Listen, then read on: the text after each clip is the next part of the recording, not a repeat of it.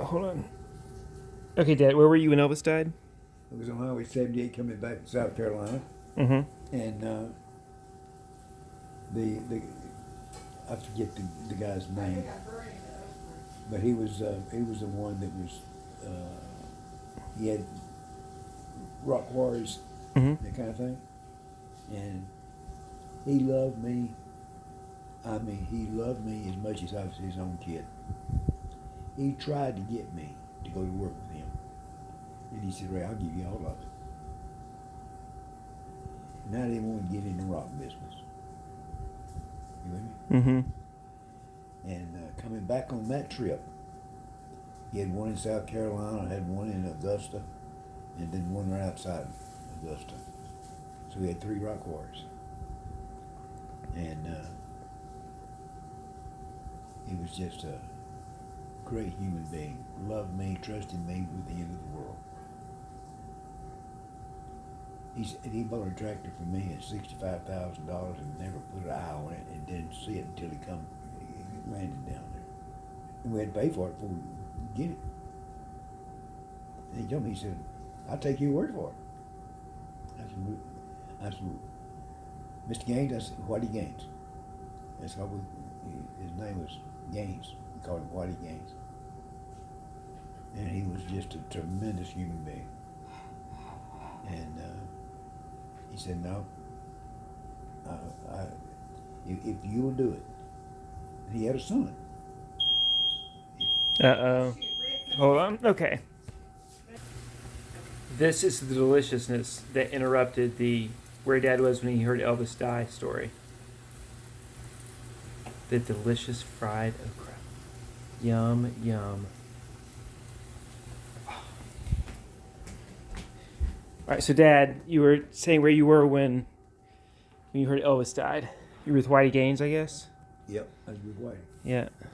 And we was at the 78-mile marker inside 72-mile marker inside South Carolina. Wow, that's very specific. But listen, when he come on the radio, I'm driving, The and 72 mile marker. 72-mile marker. Wow, that's very specific. When I looked up, there that mile marker was. Wow, how that got emblazoned in your mind. That's incredible. Well,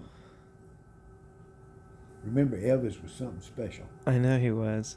To you and Mom specifically. Yeah, well, I mean, the most famous person ever lived. Well, except that you guys knew about Elvis before Elvis got famous because Oh, yeah. you lived in the area. He was from your backyard. Yeah. So he was, and Whitey Gaines told me. And right after that, he said, "Clayton, if you'll do this," he said, "here's what I'm going to do for you." And what he wanted me to do was saying that I'd take over part of his business. Didn't cost me a dime. He said, "I'm not charging you anything. I'm giving it to you."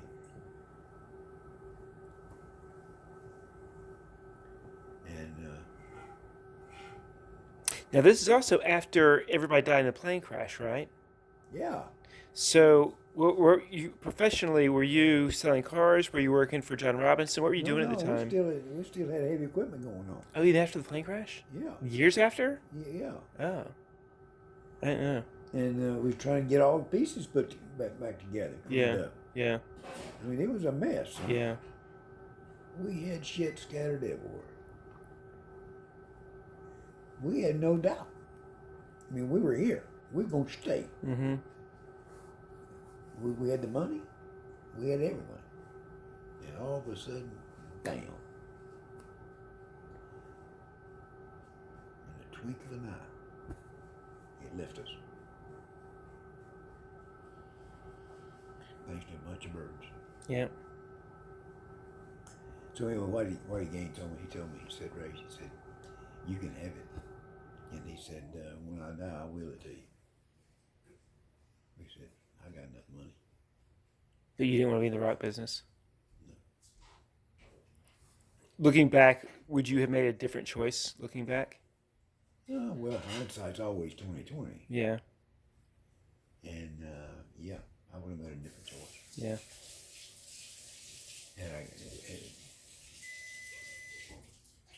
you see, that airplane already crashed. Yeah.